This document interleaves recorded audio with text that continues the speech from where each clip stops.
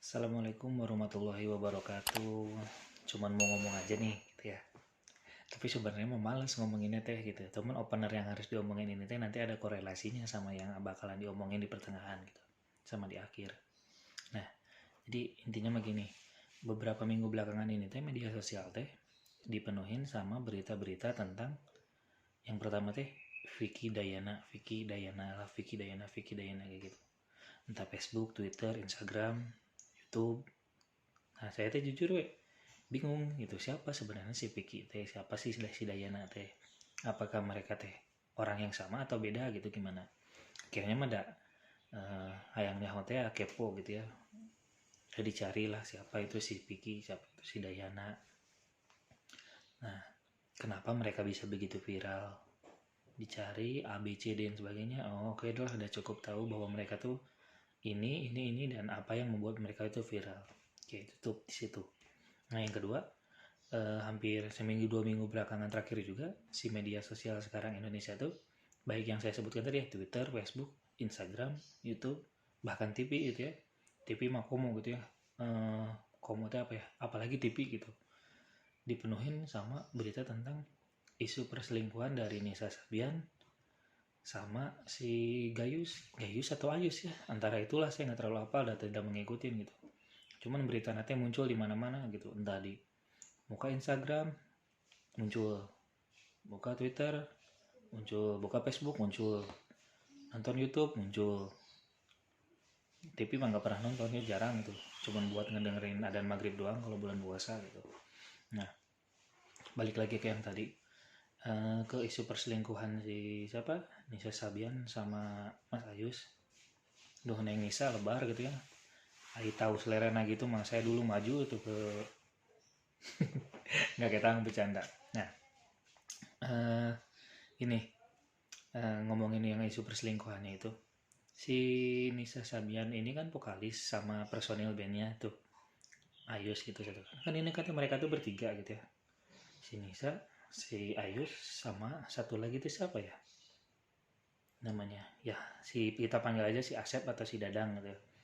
Nah, sebenarnya si Nisa sama si Ayus itu teh jahat pisan gitu ya. Selain menyakiti hati keluarganya si Gayus atau si Ayus itulah, mereka juga tidak memikirkan perasaan atau hati dari si temennya sendiri yang si Asep atau si Dadang ini gitu ya. Nah, kan sebenarnya si Asep atau si Dadang ini mata pencahariannya juga sama kan, anak band kayak mereka gitu.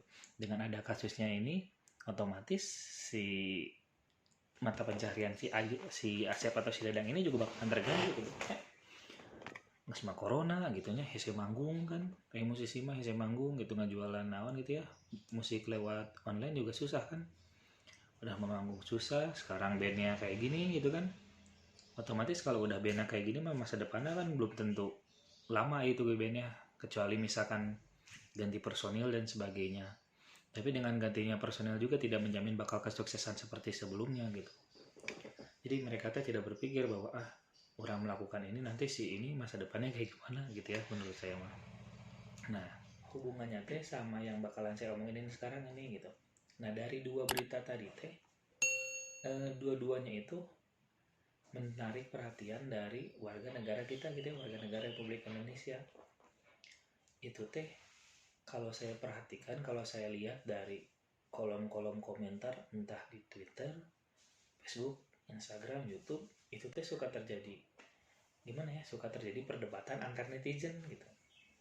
Nah, dulu saya melakukan hal tersebut gitu ya, setiap ada komentar atau statement yang enggak sesuai dengan apa yang saya pikirkan, apa yang saya pikirkan di kepala teh, pasti dibalas gitu ya, di counter bahwa pendapat kamu teh tidak seperti harusnya jangan kayak gini, harusnya seperti ini gitu. Tapi setelah dipikir-pikir, buat apa gitu ya, nanaonan gitu, malah bikin pusing sendiri, malah bikin ngerumah sendiri. Ngerumah teh apa ya bahasa Indonesianya, malah bikin kita teh marah yang terkumpul tapi tidak tersalurkan teh gitu ya. Nah, tapi hal ini teh seakan-akan menjadi hal yang lumrah atau suatu kebiasaan bagi masyarakat Indonesia gitu. Soalnya kenapa? Hampir di setiap postingan media sosial yang memberikan akses untuk berkomentar itu selalu banyak perang-perang komentar antar netizen gitu, entah yang pro, entah yang kontra, ataupun yang sama pendapatnya mereka berjoin gitu ya, menambahkan suatu statement yang malah membawa kesesatan gitu ya. Nah yang menarik tuh yang kontranya gitu. Mereka tuh kalau misalkan si A mengeluarkan statement, ini mah gini, bla bla bla bla bla bla. Terus yang ada satu lagi yang komen yang kontra, beda, statementnya salah, kuduna gini gini gini. Nah itu teh saling balas we terus sampai salah satunya menyerah atau salah satunya puas gitu ya.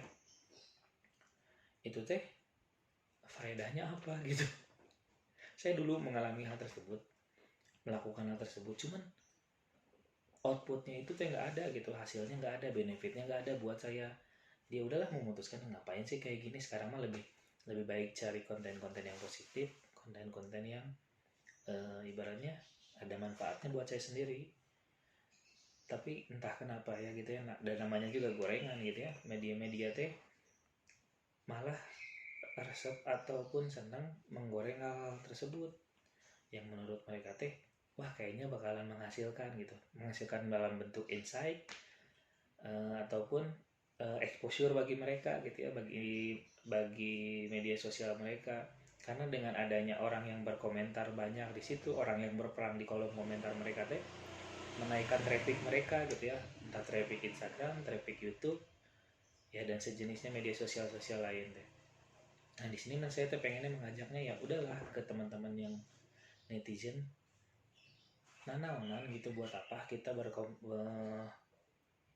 berdebat di kolom komentar kayak gitu, nggak ada benefitnya, nggak ada untungnya, kecuali teman-teman berkelebihan waktu gitu kayak saya ya. Ini juga buat video kayak gini berkelebihan waktu gitu ya, dan nggak ada untungnya gitu. Buat apa malah kita teh menjadi seujung ke orang, pemikiran teh negatif terkekang gitu ya di sini teh.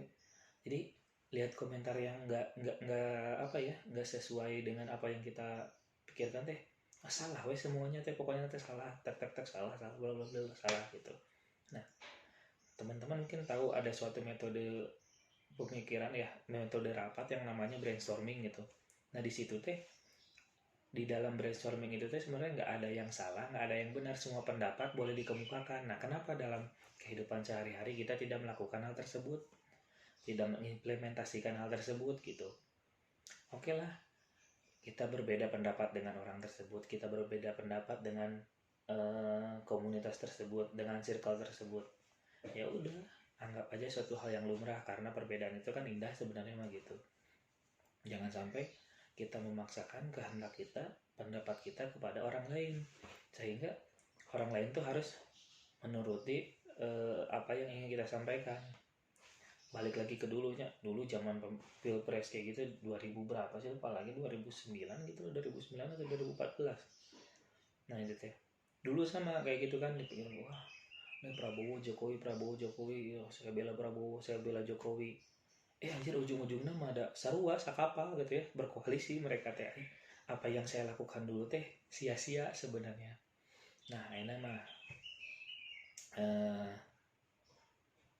buat teman-teman kalau udah misalkan ada pendapat yang berbeda gitu ya, buat bagi teman-teman ya udahlah biarin aja, nggak usah terlalu ditanggapi, kecuali emang statement teh belegu pisan gitu ya, bodoh pisan, menyesatkan, kayak itulah yang nggak usah disebutin. Nah itu baru yang wajib dikonter gitu. Tapi ya udah, kalau misalkan kita sekali dua kali kita memberikan balasan, ibaratnya dibalas di komennya nggak ada perubahan, ya berarti itu emang bukan lawan yang sepadan buat kita. Udahlah tinggalin aja gitu, berarti statement kita, pendapat kita nggak akan masuk ke otak dia.